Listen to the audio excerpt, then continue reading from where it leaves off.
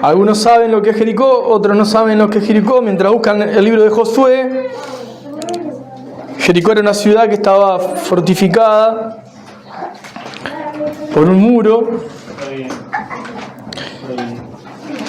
y entre el cristiano nominal siempre recuerda el muro de Jericó porque se cayó cuando gritaron. Eso es lo que generalmente los que más o menos conocen la historia de lo que se recuerda. Entonces mi intención es poder poner eso en el contexto y poder aprender un poco más de la palabra de Dios con respecto a lo que sucede en esa instancia. Así que vamos a Josué 1, y si bien vamos a tener que ver como unos 7 u 8 capítulos para ver algunas cosas que suceden en el contexto, vamos a ir viendo algunos versos claves, ¿verdad? ¿Tienen ahí Josué capítulo 1? ¿Sí? Josué capítulo 1. Allí van a ver que dice, que algunos si tienen título puede decir, en el mío por ejemplo dice preparativos para la conquista. Y los pongo un poquito más en contexto en cuanto a Josué. Josué fue un líder militar, el que ya en ese momento venía de haber caminado al lado de Moisés y ya venía sirviendo a Dios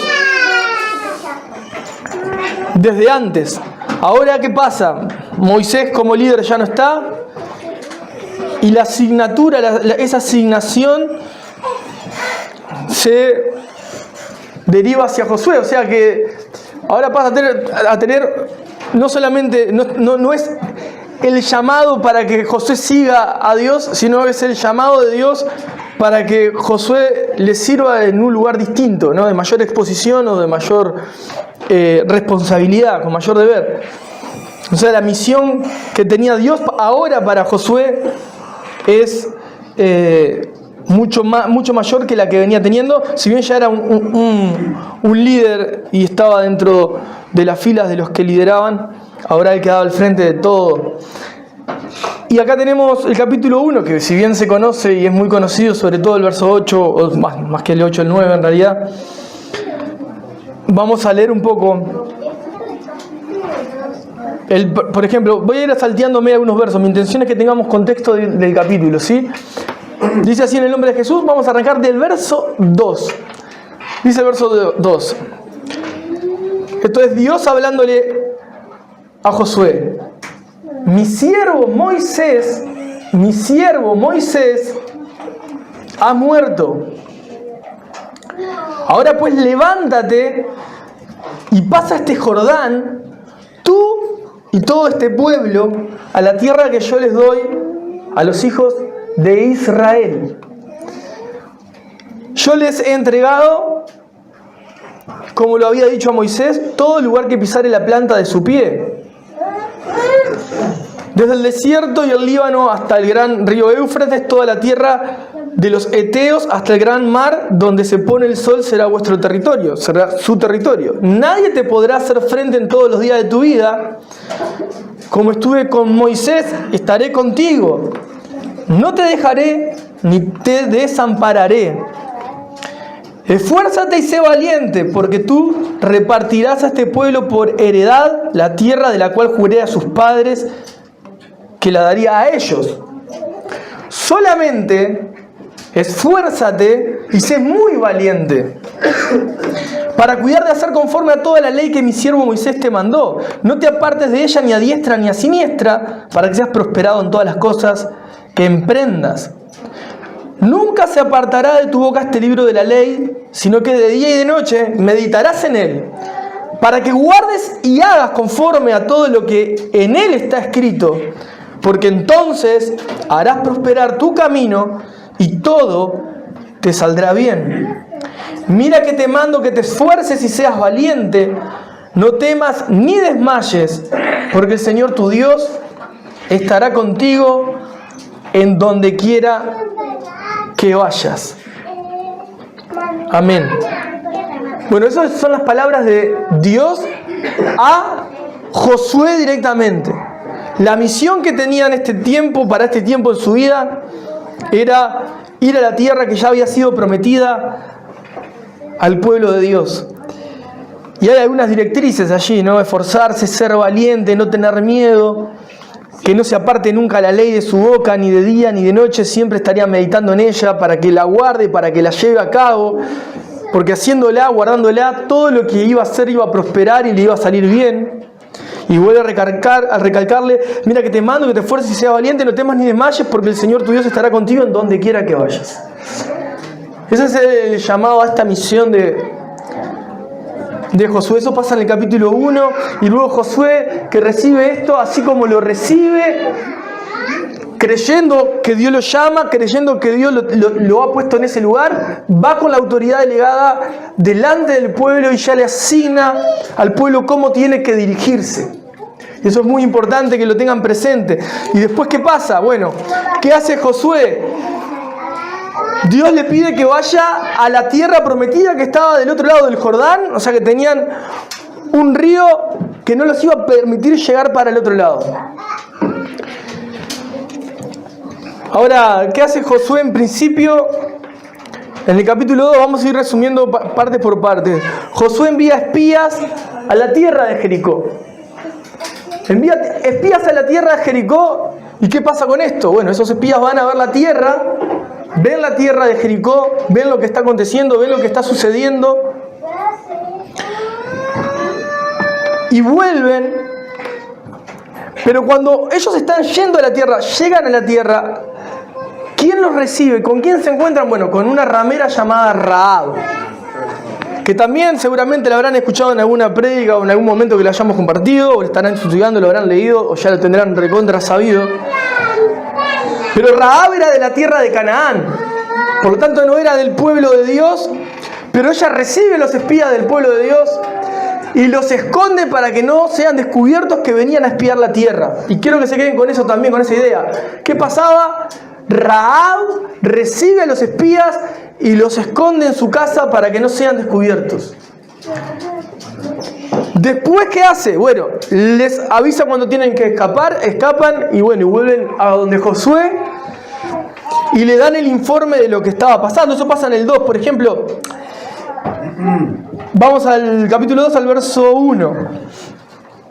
Josué, hijo de Nun, envió desde Sittim 2 espías secretamente, diciéndoles: vayan, reconozcan la tierra y a Jericó. Y ellos fueron y entraron en casa de una ramera que se llamaba Rahab y posaron allí. Ahora, esta mujer, cuando se encuentra con ellos y los recibe, les dice algo que no sería lo lógico para una cananita o para una persona, o más allá, o una mujer incluso ramera, como lo hablaba en otro momento, ¿no? Y en esa tierra, que el pueblo de Dios era pueblo enemigo. El verso 9 les dice: sé que el Señor les ha dado esta tierra, porque el temor de ustedes ha caído sobre nosotros y todos los moradores del país ya han desmayado por causa de ustedes.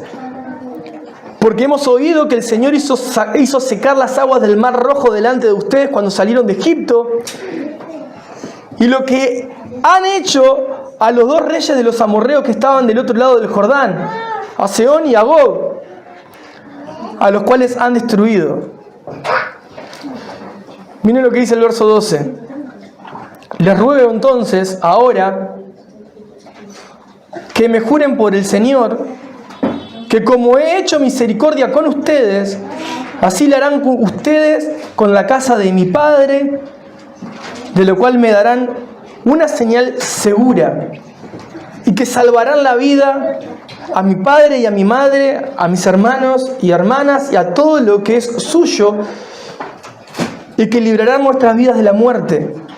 Ellos le respondieron: nuestra vida responderá por la de ustedes, si no llegáramos a denunciar este asunto nuestro. Y cuando el Señor nos haya dado la tierra, nosotros haremos contigo misericordia y verdad. Presten atención a esta situación, porque esta mujer, que no era una seguidora de Dios, del Dios de Israel, recibe a los 2 espías en su casa, los esconde de su propia gente, de sus propias autoridades, porque sabía que ese Dios era el Dios verdadero, y solamente le pide que tenga misericordia de ella y de su familia en el momento que vayan a ir a atacar esta tierra.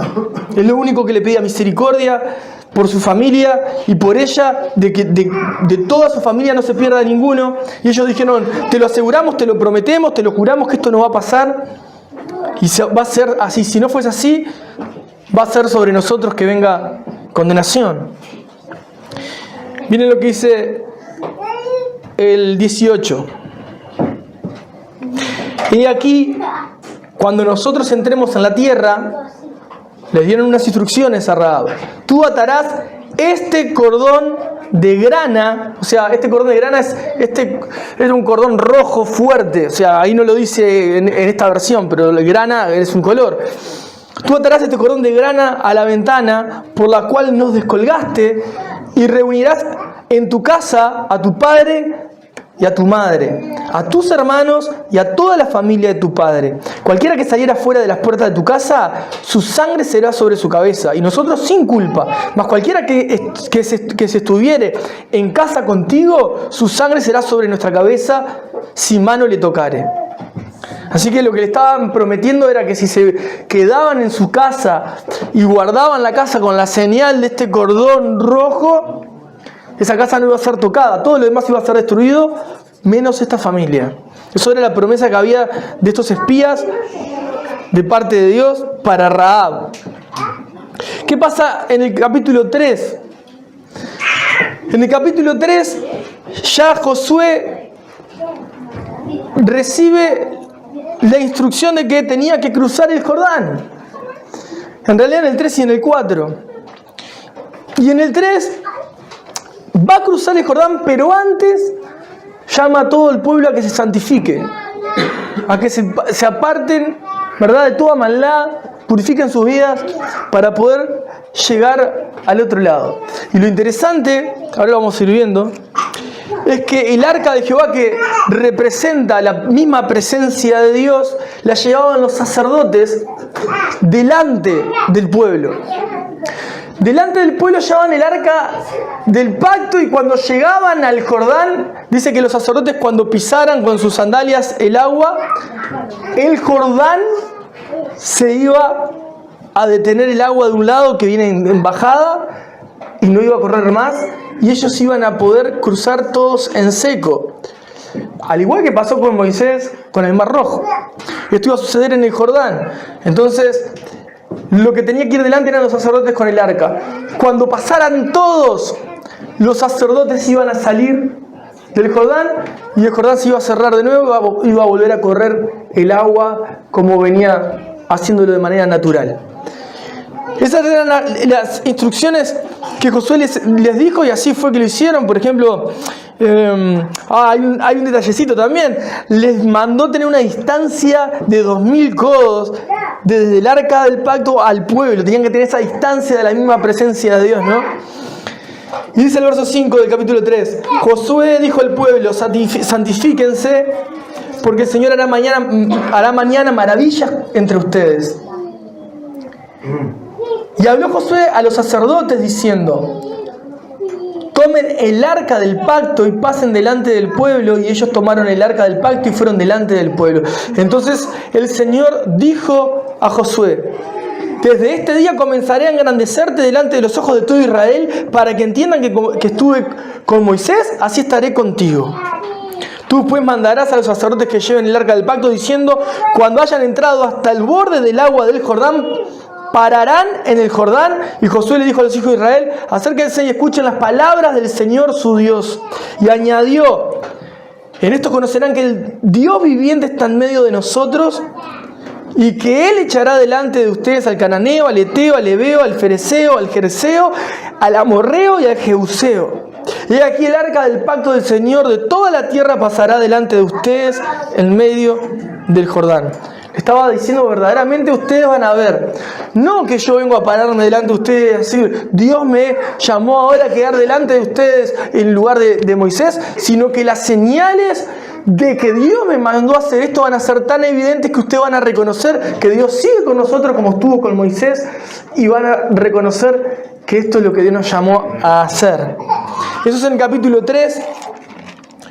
Y en el capítulo 4, ¿qué sucede? En el capítulo 3 y en el 4, mientras van a cruzar, Dios le dice a Josué que tomen 12 piedras como recordatorio, conmemorativamente, para recordar que Dios también cruzó con ellos ahí. Y ahí estuvo Dios con ellos. Y que las generaciones que iban a estar viendo a futuro lo que sucedió, van a recordarlo porque van a ver esas piedras.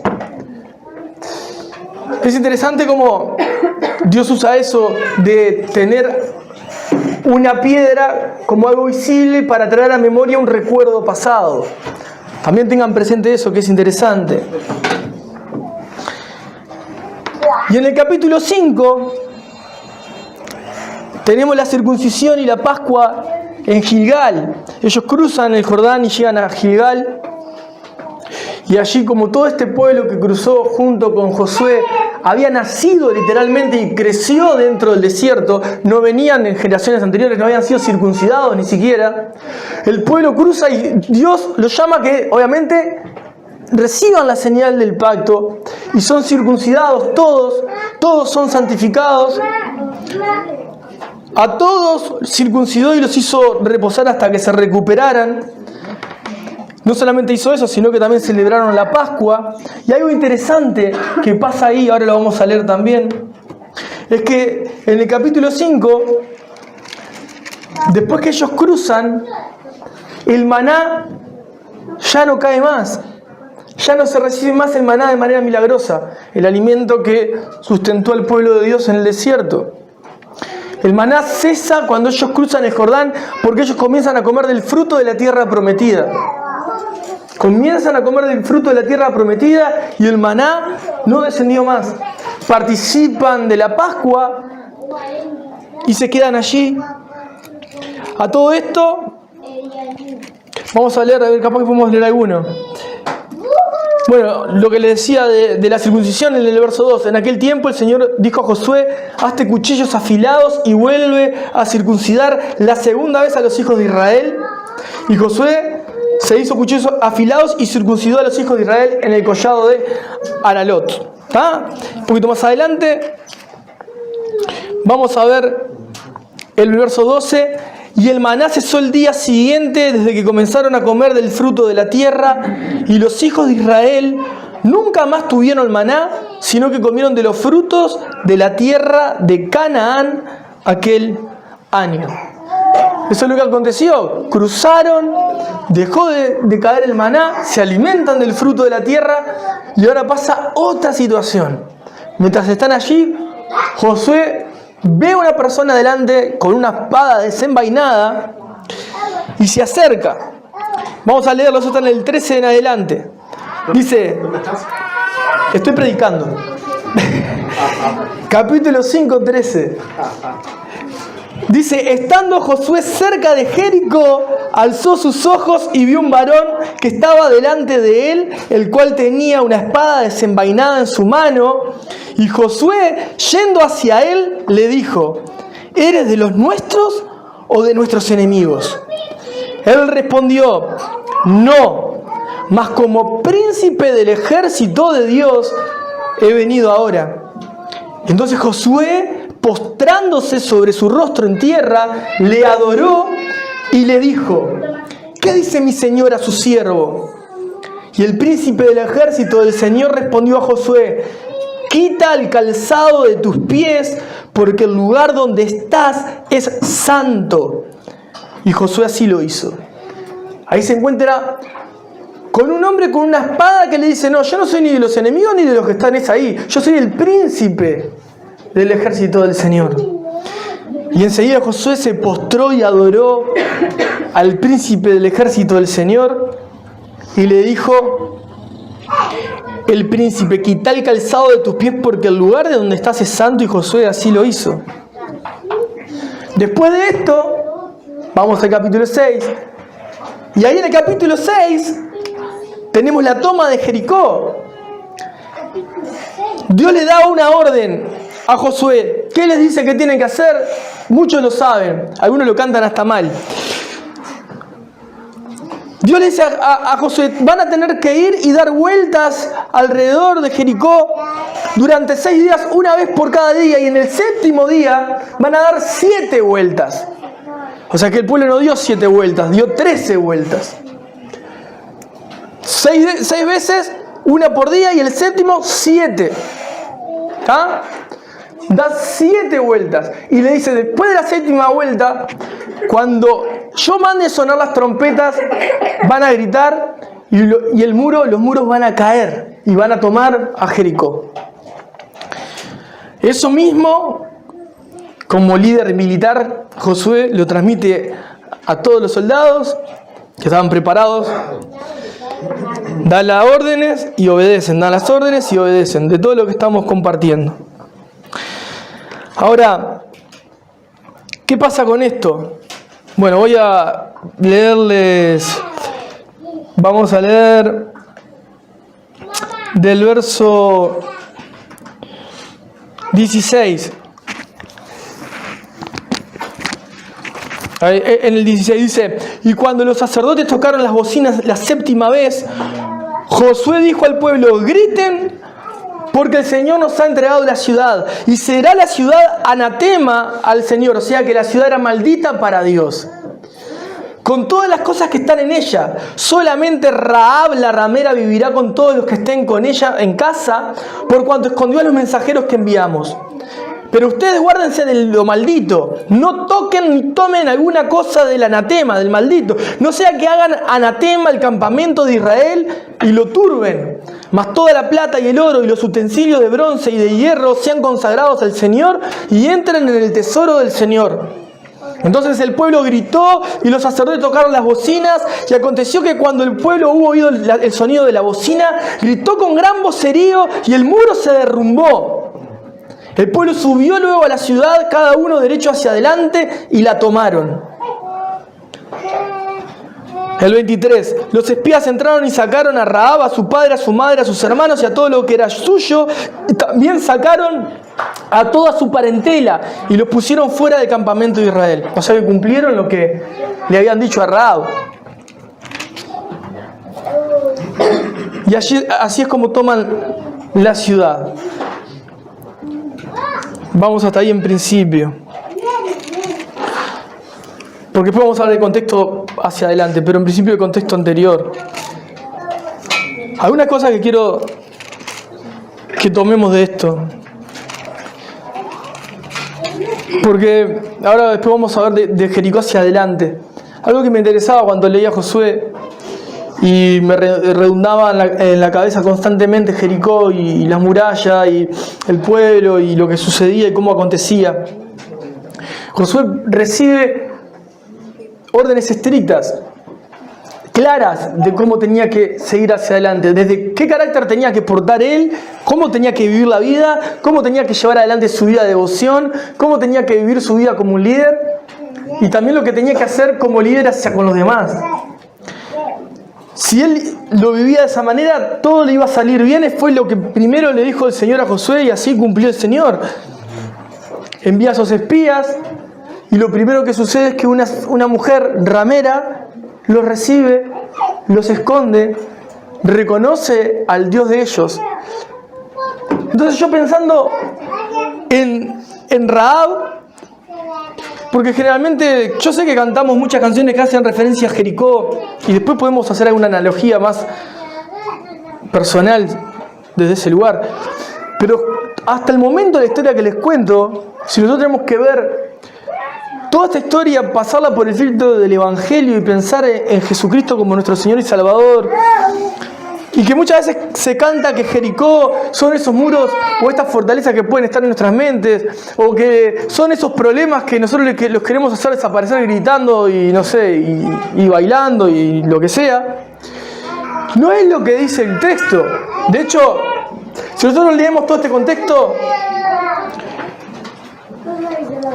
se está yendo a una tierra donde está el enemigo, donde hay una fortaleza, donde tenemos un pueblo que no es el pueblo de Dios, y tenemos solo una persona ahí adentro que recibe a los espías, entendiendo claramente que eran parte del pueblo de Dios y que ella deseaba ser salva con su familia. Si nosotros tenemos que ver todo este contexto, lo más cercano a todo esto es que nosotros somos esa Rahab ramera. Personas que no somos del pueblo de Israel, personas que no creíamos en este Dios y que algunos espías fueron hacia nosotros en algún momento a llevarnos el mensaje y nosotros los recibimos. Y esa gracia fue sobre nosotros. Ahora más, podemos ver hacia mucho más adelante, ¿no? Viéndolo en tiempos finales. Esa muralla quizá no... que generalmente tomamos todo de manera personal, entonces hacemos eso, nos paramos en lugares equivocados, pero la muralla representa esa analogía de la muralla, es mucho más bien, más cercano a ver el sistema de este mundo, la corrupción de este mundo, el mundo caído y el juicio divino que viene sobre la tierra. ¿A través de quién? De Josué, a través de Dios mismo, con un libertador, y nuestro libertador es Cristo. Es el verdadero libertador, el que verdaderamente viene a establecer juicio a todo lo que no le obedece ni se entrega a Él, pero derramar gracia, perdón de pecados y salvación a todo el que le recibe, como esta ramera de este pueblo y su familia. Ahí estamos más cerca a nosotros parados que decir, soy el Josué que va a ir con todo un pueblo a gritar y que se caigan muros. Más, si vemos la vida de Josué como un líder militar, pararse frente a hombres, ¿no?, de la época, a decirles, nosotros iremos con nuestras fuerzas y armaduras y espadas, y con todo lo que tenemos, a caminar alrededor de una muralla, y cuando pasen 7 días gritaremos. Más absurdo que eso para un líder militar. Imagínate que tiene que pararse con vehemencia y creyendo lo que está diciendo de parte de Dios y hacerle creer al pueblo que está escuchando que lo que está diciendo, que es un disparate en principio, es lo que Dios quiere que haga. Si vos lees con atención, lo que podemos notar que Dios busca con esto es justamente el absurdo, para que no haya ningún argumento humano que se quiera llevar la gloria de semejante situación.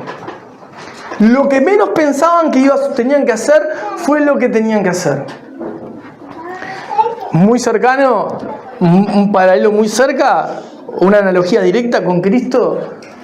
Siendo Dios, no estimó ser igual a Dios, como que es a qué aferrarse, vino Cristo a servir, se despojó de todo, se humilló y fue a la cruz. Por eso el apóstol Pablo decía que el evangelio es locura, para los judíos es locura. ¿Por qué? Porque justamente, ¿cómo? El Salvador, nuestro Mesías, vino como un simple carpintero a andar entre nosotros y a ir a morir a la cruz, porque algunos pocos lo reconocían como el Mesías. Incluso nuestros primeros hermanos que seguían a Cristo, cuando Cristo les mostraba o les explicaba ciertas cosas, ellos quedaban muchas veces dudando y preguntándose y no entendiendo un poco lo que estaba sucediendo. Muy similar a nosotros hoy. Ahora, estos espías llegan y Rahab recibe a Dios a través de estos espías. La gracia se derrama en Rahab. Y ahí es interesante porque le dan una instrucción que obviamente hace una analogía directa, es un paralelo directo con la sangre de Cristo. Fíjate que le dicen, colocaste cordón de color rojo. Esta es la señal, como la señal que fue antes del pesayo, o sea, antes de la Pascua. La señal de los dinteles marcados con sangre para que los primogénitos no murieran. Es lo mismo, la misma señal, después se repite a través de Josué. Y fíjate la confianza de los que estaban alrededor de Josué en Dios al ver que verdaderamente Josué estaba designado por Dios. Porque estas señales como cruzar el Jordán y ver que venían personas, los espías venían con buenas noticias y los recibieron y no los corrieron, todas estas cosas estaban apuntando a que, a que verdaderamente Josué había sido llamado por Dios. Verdaderamente Josué había sido llamado por Dios. Ahora, hay diferentes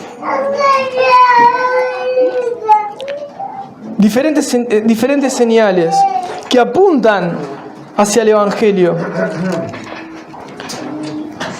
Después cuando cruzan, por ejemplo, el Jordán. Cruzan el Jordán y lógicamente los que tienen un poquito de tiempo lo van a entender mucho más rápido. Le manda a Josué que el arca del pacto vaya por delante. No le dice, crucen como quieran, vayan todos empujándose, vayan celebrando, vaya cada uno como tenga ganas. No, a 12.000 codos de distancia del arca. Y nadie iba a cruzar y ahogarse. Todos iban a cruzar en seco. Fíjate un pueblo que dice, nos está mandando a cruzar un Jordán, vamos a acompañarlo a ver si verdaderamente el Señor está con él como estuvo con Moisés, porque el llamado que recibió en el capítulo 1 lo escuchó Josué, lo escucharon todos. No fue una corneta, un megáfono, atención a todo el pueblo de Israel, Josué está llamado a seguir, hoy será el líder. No, tenía que dar testimonio de que Dios le había llamado a eso. Tenía que ser visible para los que lo acompañaban, porque él era el líder militar, pero el líder militar. Ahora iba a ser el líder que iba a seguir las pisadas de Moisés.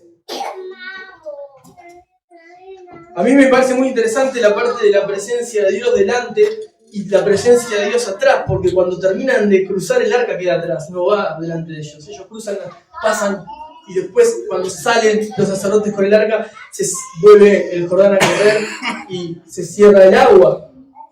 Entonces también pensando desde ese lugar, Dios estaba delante de ellos, detrás de ellos, y ellos en el centro de su voluntad, haciendo lo que Dios les mandó hacer, respetando la forma en la que Dios lo estableció y viendo el respaldo de Dios.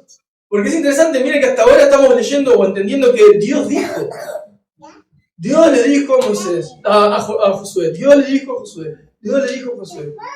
Y vemos lo que sucede porque Dios le dijo a Josué. Vemos eso como le dijo, y todo te saldrá bien, porque Dios le dijo a Josué. Ahora, llegan al momento de circuncidar, vuelve lo mismo. En 2 oportunidades le pide el Señor a Josué que el pueblo sea santificado. 2 veces le dice, tienen que santificarse, tienen que santificarse. Eso me hacía eco porque incluso hoy nosotros como cristianos sigue estando el mismo imperativo del pueblo de Dios. Tienen que santificarse, tienen que santificarse. ¿Qué quiere decir? Que vos tenés un cuerpo corrupto y yo tengo un cuerpo corrupto y yo te puedo dar un vaso con agua y el vaso con agua es un buen acto y va a tener su recompensa en el cielo, pero si yo no estoy apartado del mal para servirte, eso no agrada a Dios en absoluto. No suma en absolutamente nada. Entonces el llamado es, vas a orar para Dios, tenés que estar apartado del mal para orar para Dios. Y vos decís, ¿cómo van a estar apartados del mal si están todos juntos? ¿Están apartados del mal? No, el mal del interior, el mal del corazón. La santificación para poder servir con autoridad a Dios. Ahora, luego de eso se encuentra con este hombre con su espada, y para los que entienden un poquito más y para los que no, les comparto que esto hace referencia en teología a 2 conceptos, teofanía o cristofanía. O sea, Cristo tomando forma de este príncipe del ejército del Señor, o Dios tomando forma de este príncipe del ejército del Señor. ¿Y cómo sabemos que Cristo tomando forma de Dios, tomando forma de príncipe, o es Dios tomando forma de príncipe? Porque Josué le adora, y este príncipe del ejército de Dios no anula la adoración ni la impide, la permite. Por lo tanto, previo a ir en pos de Jericó, Dios estaba ahí con él. Y le dio otra orden, y no se la dio al pueblo. Vuelve lo mismo, santidad. Quitá el calzado que tenés, porque el lugar donde estás pisando santo es. Y vos decís, pero los lugares no son santos. Pero, ¿a qué se refiere? Estaba Dios mismo delante de ahí. Y donde está Dios, Dios santifica, Dios purifica. Lo que está ahí es santo. Pero no por la tierra en sí, sino por quien está parado frente a él. Y esas sandalias de haber cruzado, de estar caminando y caminando, todas sucias, todas rotas, como quieras verlo, el calzado que tenía de momento, representa lo mismo que los pies sucios de los discípulos del Señor cuando fueron lavados. El transitar ensucia los pies, el pecado ensucia nuestra vida. Y tenemos que ser santificados, apartados para Dios. Y Dios, como no comparte su gloria con nada, no va a dar espacio donde no hay santidad. Donde no hay santidad. Entonces, ¿qué sucede? ¿Qué le dice? Bueno, quítate el calzado. ¿Por qué? Porque el lugar donde estás es santo. Es santo. Desnudate. Acá no hay forma de que puedas cubrir tus faltas. Verdaderamente estás delante de Dios. Y obviamente que previo a un acto tan impresionante que Josué pueda encontrarse con el Señor, creo que para cualquiera, para vos, para mí, para cualquier persona que siga a Cristo, poder tener un tiempo de intimidad con Dios previamente a tener que hacer un acto para la gloria de Él, es maravilloso. No solamente de aliento, sino de plena confianza de que no está yendo uno, sino que está yendo uno porque Dios le dijo. Vuelve Dios a decirle y vuelve a ir. Sucede lo de Jericó, tal cual, y como le decía, era un absurdo para un militar tener que decirle al resto de los soldados y del pueblo, bueno, vamos a hacer esto, estas son las directrices. No tiene sentido ninguno. No tiene sentido ninguno. Pero fue lo que Dios dijo. Fue como Dios lo dijo. Y en esto también quiero hacer esta comparación con nuestra vida hoy cristiana, viendo en retrospectiva todo esto. Porque la forma en la que Dios lo llamó a anular su raciocinio en cuanto a lo lógico, no es porque quería hacerlos tontos frente a los demás, sino para que conozcan que lo que da resultado es la obediencia a la voz de Dios. Y no la forma en la que quieran o crean hacerlo, sino en obediencia a lo que Dios establece. Si quieren lo podemos leer. Vamos al libro de Hebreos. Y yo creo que veamos un poquito lo que sucede ahí. Vayan a los héroes de la fe. El capítulo ya lo saben. Por eso dije los héroes de la fe.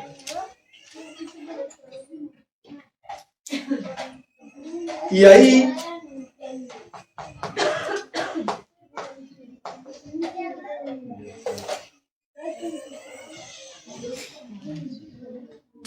vamos al verso 29, que es el contexto de lo que les estoy hablando. Hebreos 11, 29. Ahí se los dije. Hebreos 11, 29.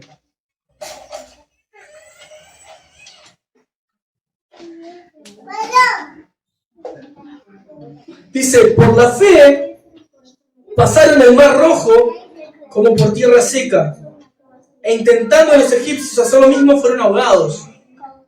Por la fe cayeron los muros de Jericó después de rodearlos 7 días.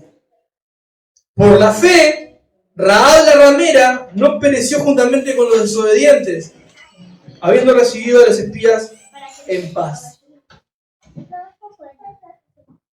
¿Por qué se cayeron los muros? ¿Porque caminaron alrededor del muro y gritaron todos juntos? No, porque tuvieron fe en la palabra de Dios. No era que cuando griten todos juntos naturalmente generará una frecuencia que derribará esto. No, esto fue totalmente sobrenatural. No fue ni siquiera los gritos en sí mismos, sino Dios destruyendo esos muros. Lo que ellos hicieron fue obedecer a la voz de Dios por la fe. Y ahí sí creo que es necesario poder hacer un parate y pensar en nosotros, pensar en el Evangelio y pensar realmente si nuestra vida es una vida de obediencia a la palabra de Dios. Porque por más argumentos que yo pueda encontrar a favor mío, si la palabra me dijese tenés que dar 7 vueltas a tal lado y sucederá tal cosa, esa es la verdad y no mi punto de vista es la verdad. La verdad es lo que dice la palabra de Dios y no lo que yo intuyo que dice. Valoramos la escritura por encima de la opinión. Lo que está escrito por encima del dogma, de la doctrina o de la denominación. Porque los dogmas, las doctrinas y las denominaciones se desprenden del intelecto de alguien que buscó, inspirado por Dios y en su santidad y su deseo de búsqueda espiritual, interpretar correctamente las escrituras. Están sujetas los dogmas, las doctrinas y las denominaciones a errores. Entonces valoramos más la escritura que la opinión. Entonces ese llamado personal es decir, vos vas a tener que ir a las escrituras y estar convencido de lo que dicen las escrituras. No por lo que incluso te estamos enseñando, sino porque lo que aprendés es vívido en tu vida y tiene respaldo escritural. Y puedes defenderlo con hechos. Como lo defendió Josué, como lo defendieron los hechos de los apóstoles, como lo defiende cualquier cristiano en el día de hoy. No podemos formar nuestra vida cristiana de lo que otros me dicen que Dios es, sino que corroboro como un buen bereano, como los bereanos que corroboraron lo que el apóstol Pablo hablaba, si era tal cual estaba escrito, corroboro que lo que estoy creyendo lo vivo y lo veo escrito. No acomodo lo que vivo, lo que está escrito, sino que lo que está escrito, mi vida evidencia que lo que está acá lo entiendo y lo vivo. Entonces no cayeron por hacer una locura, porque a Dios a veces Dios te pide hacer locuras, no pide nada de hacer locuras. Dios te pide que seas una persona razonable, te pide que seas cuerdo, te pide que tengas fe, y no son antípodas, la razón y la fe. Porque la fe precede a la razón, ilumina la razón para que entienda las verdades de Dios. Te vuelve sabio en las verdades de Dios. Pero nosotros por la fe podemos entender que lo que diga la Escritura es verdad por encima de lo que diga la opinión general. Lo que diga el experimentado, y mirá, le voy a decir con mucha ironía, con mucha vehemencia, con mucho enojo y con mucho amor de Dios. El experimentado que le falló la Escritura y se justifica en su pecado porque no vive nada de lo que está escrito. Eso para todos los que conozco que están apartados haciendo cualquier disparate. No se justifica nada de lo que viva que te aleje de Dios si realmente lo que dice la Escritura es ¿querés vivir B? Haz lo que tengas ganas. Das evidencia de que no viviste que no te encontraste con Dios. Si te hubieses encontrado con el príncipe del ejército que te dice quitar el calzado, entendés perfectamente que hay que quitarte el calzado. Si te dice hacer tal cosa, vas a hacer tal cosa. Y vas a mantener esta comunión estrecha con ese Dios. Vas a santificar tu vida y no vas a jugar con el Evangelio. Cualquier persona, lo vamos a ver un poquito más adelante, porque ¿qué pasa? Yo no les leí y quería leerles, y tenemos tiempo, gracias a Dios. Vamos a ir al capítulo 7 y al capítulo 8, porque hasta ahora todo lo que les vengo compartiendo en el contexto de Jericó es lo que Dios le dijo a Josué que hiciera y que Josué hizo. Yo quiero ahora leerles algunas cuestiones que suceden allí. En el capítulo 7 tenemos algunos que tienen el título El pecado de Acán, y se lo voy a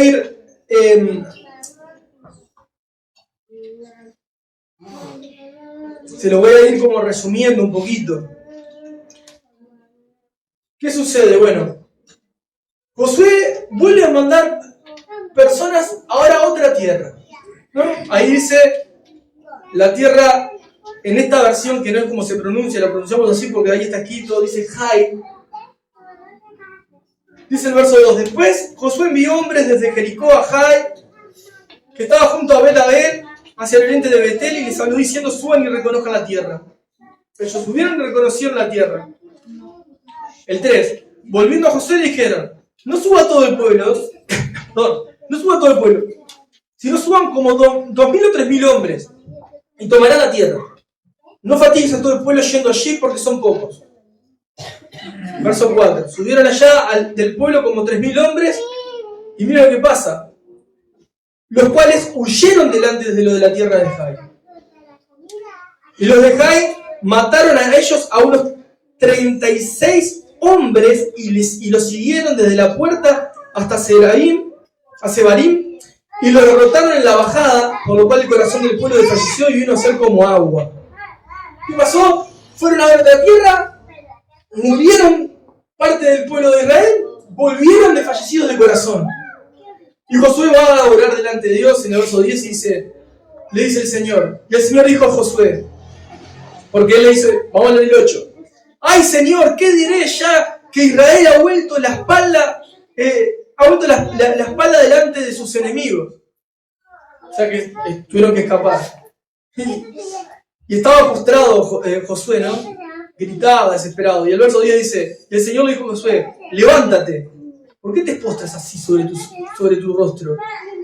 Y mira lo que le dice, Israel ha pecado y aún han quebrantado mi pacto que yo les mandé. Y también han tomado de lo maldito y hasta han hurtado, han mentido y aún lo han guardado entre sus enseres.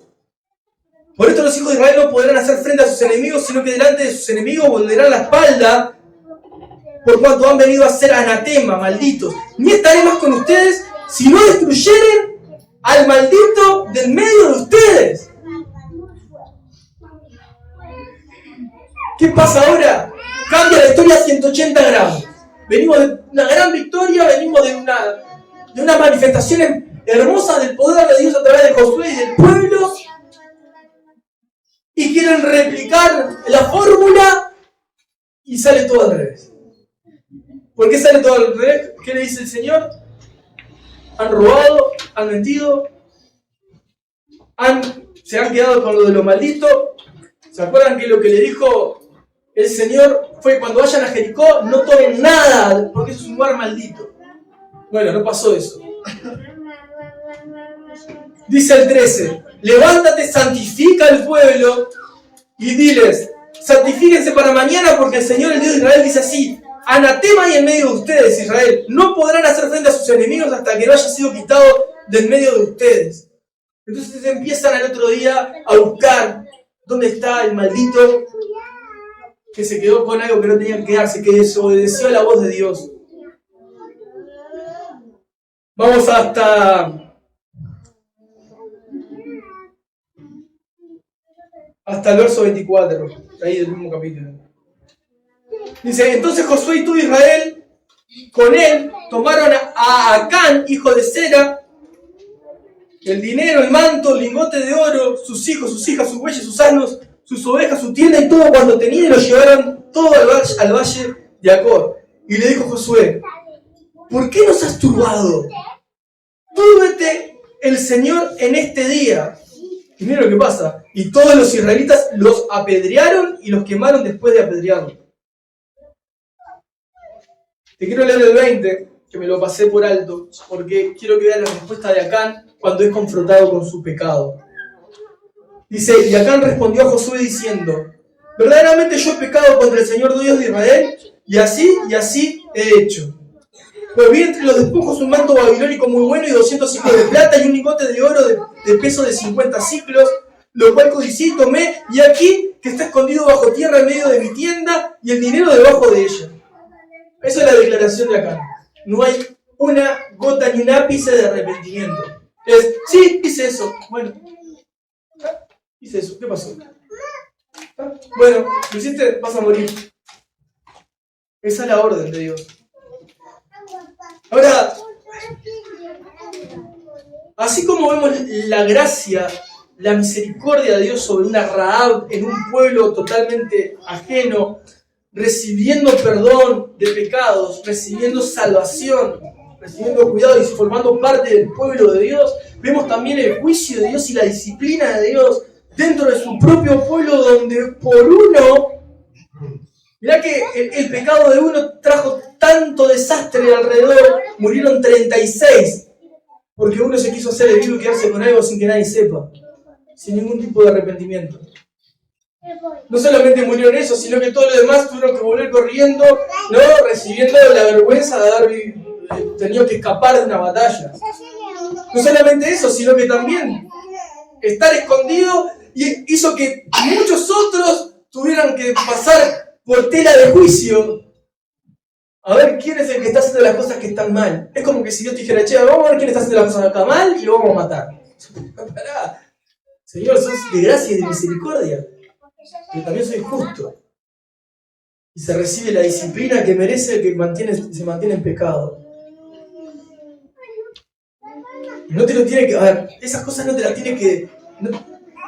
No son cosas que literalmente un pastor o una congregación muchas veces toma cartas en el asunto. Esas son cosas que Dios toma cartas en el asunto. Muchas veces sí, nos ha tocado y nos tocará. Tener que ser el instrumento de Dios para la disciplina de personas. Pero Dios se toma su tiempo.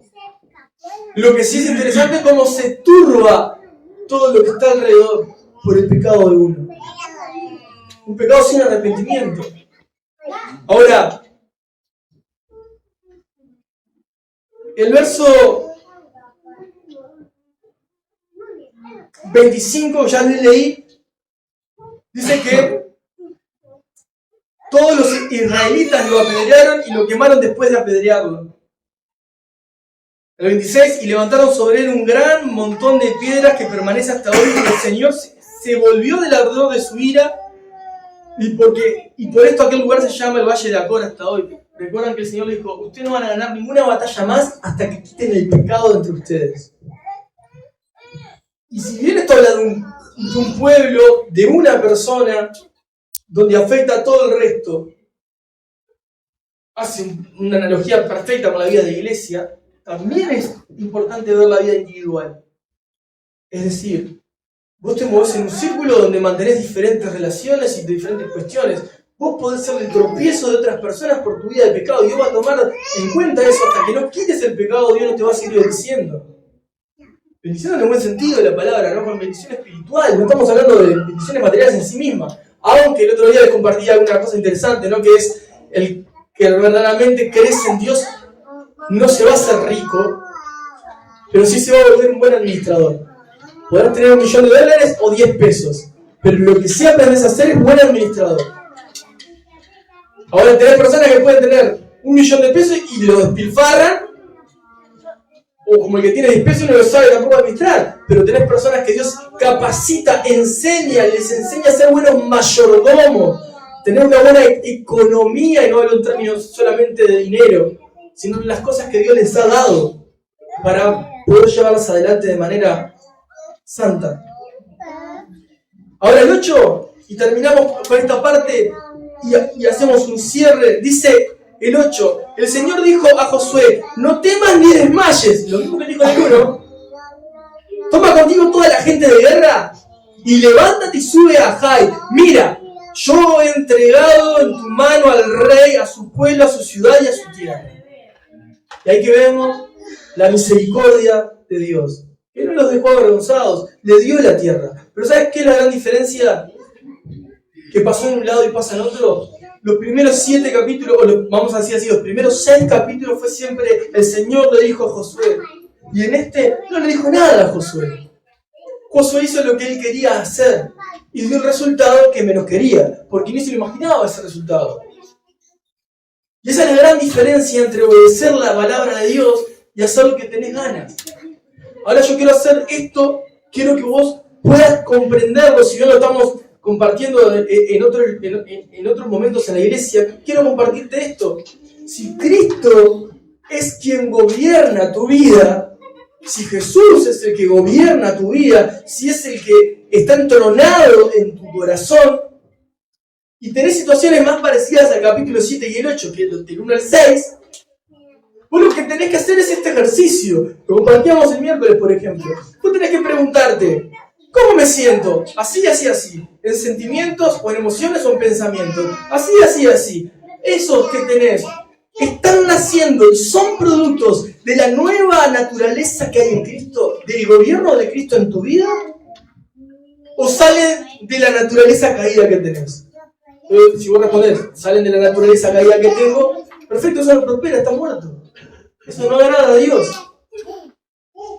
Hacemos un poco el ejercicio de pensar cuando de repente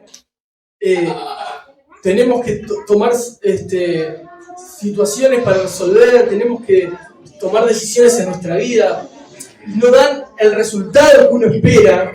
Y a veces vas a tener esa sensación agridulce, esa cosa que parece que es una lucha interna, que es correcta, porque te está dando evidencia de que Dios mora en vos. Hay una naturaleza caída, una naturaleza peleando entre sí, y vos estás buscando sujetarte y someterte a la naturaleza divina.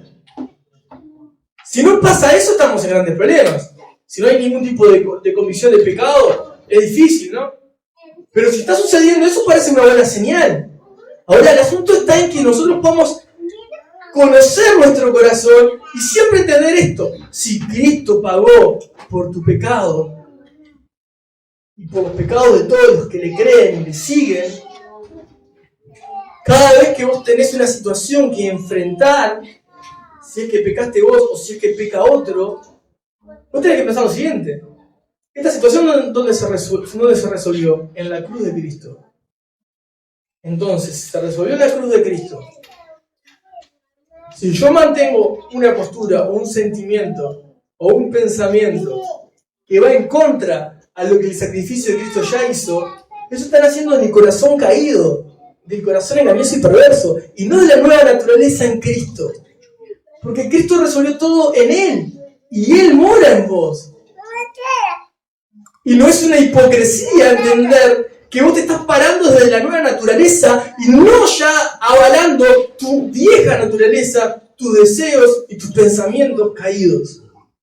Todo lo que es caído no prospera y de hecho Dios te va a demostrar que nada va a prosperar, nada va a salir adelante y de hecho va a estar todo mal siempre que salga y surja desde el lugar caído que tenés, con el cual batallás, tu naturaleza caída. Pero lo que sí permanece, el fruto permanente, es lo que se forma y se hace desde la nueva naturaleza, desde el gobierno de Cristo en tu vida, y no desde el gobierno carnal. Josué lo vimos ser usado por Dios en el favor de Dios, pero lo vimos también funcionar sin la providencia divina. Y ahí vimos el resultado. Procedió de la misma manera, envió personas, volvió, dio la orden, no pasó nada. Perdieron. Lo mismo hizo, no cambió nada, hizo lo mismo. Lo que le faltó fue el anterior. Recibió la orden de Dios.